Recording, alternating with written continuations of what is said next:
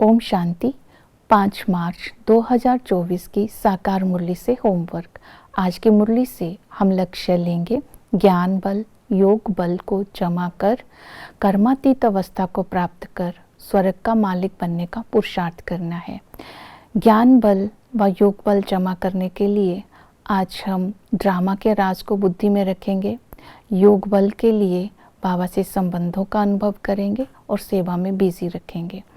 तो ज्ञान बल के लिए ड्रामा का आदि मध्य का राज बाबा संगम पर हमें समझाते हैं।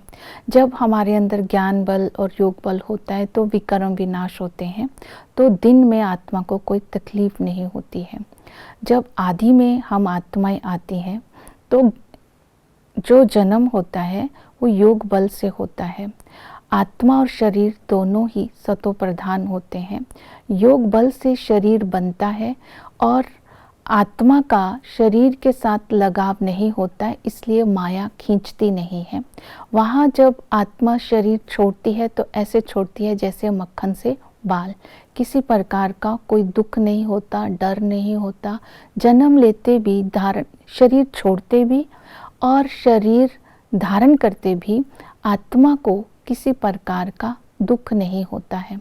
तो वहाँ कोई बीमारी नहीं होती है। वहाँ शरीर भी फर्स्ट क्लास है और वहाँ महल भी फर्स्ट क्लास होते हैं। जब मध्य में आते हैं, रावण राज्य शुरू होता है। योग का बल खल्लास होने से आत्मा जो है वो शरीर के वश में हो जाती है, अर्थात आत्मा और शरीर दोनों ही तमो प्रधान हो जाते हैं। तो रोग, बीमारी, डर, दुख ये सब कुछ हो जाता है। फिर संगम पर बाबा हमें गुह्य राज समझाते हैं, ज्ञान समझाते हैं कि इन आँखों से जो कुछ भी तुम देख रहे हो ये सब कुछ दुख देने वाला है। ये जो आत्मा परम धाम से आई थी, घर से आई थी, तब प्योर थी। अब आत्मा को अपने घर जाना है तो सब इन 5 तत्वों के पुतलों से ममत्व को मिटाकर पावन बनना है। ये समझानी आकर संगम पर बाबा हमें देते हैं। तो हमें अभी अपने सभी चीज़ों से, पुरानी दुनिया से, इस शरीर से भी ममत्व को हटाना है। तो भगवान को मिलने की खुशी में रहना है। तो इस संगम पर जब हमें ये ज्ञान मिलता है तो हमें शरीर छोड़ने का डर नहीं रहता है, क्योंकि हमें पता है इस शरीर को छोड़ने से हम स्वर्ग में जा कर के ऊंच पद पाएंगे। तो खुशी से इस समय भी रहते हैं और खुशी से ही शरीर छोड़ते हैं। और इस तरह दूसरी विधि बताई, योग का बल जमा करना है। योग का बल जितना जमा होगा उतना ही विकर्म विनाश होंगे, ज्ञान की धारणा होगी, पाप भस्म होंगे, हम गॉडली लॉटरी को ले सकेंगे, कर्मातीत अवस्था को प्राप्त कर सकेंगे, पाप को भस्म कर सकेंगे। तो योग का बल जमा करने की विधि है।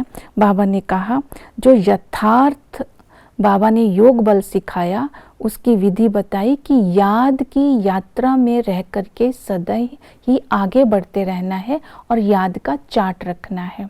निराकार बन निराकार को याद करना है। पिता के संबंध से इस संगम पर बाबा हमें स्वर्ग का मालिक बनाते हैं। बाबा कहते तुम मेरे बने हो तो मेरे को याद करो, मैं तुम्हें स्वर्ग का मालिक बना देता हूँ। और टीचर के संबंध से बाबा हमें ऐसे पढ़ाई पढ़ाते हैं, ज्ञान सागर हमें पढ़ाई पढ़ाते हैं जिससे हमारे भविष्य में ऊंच पद की प्राप्ति होती है। तो ज्ञान बुद्धि में आते ही भक्ति से दिल अपने आप ही हट जाती है और सतगुरु बन करके हमें भविष्य का रास्ता बताते हैं और हमें साथ ले जाते हैं।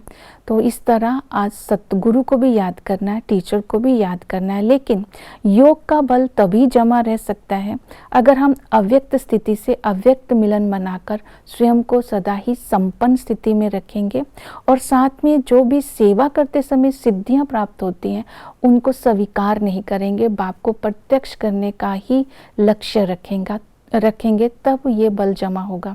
और सेवा करते समय विशेष अटेंशन देना है। ज्ञान का दान करने से ही धारणा होती है। ज्ञान बुद्धिवान बन करके ही देना है, अर्थात बुद्धि में ज्ञान की धारणा करके देना है।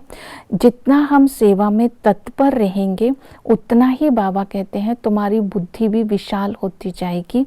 अच्छा, बाबा ने कहा कि ड्रामा के राज को समझाना है और कैसे ये सुख और दुख का खेल चलता है ये बताना है, बाप का परिचय देना है। तो इस तरह आज सेवा में भी अपने को बिजी रखना है। ओम शांति।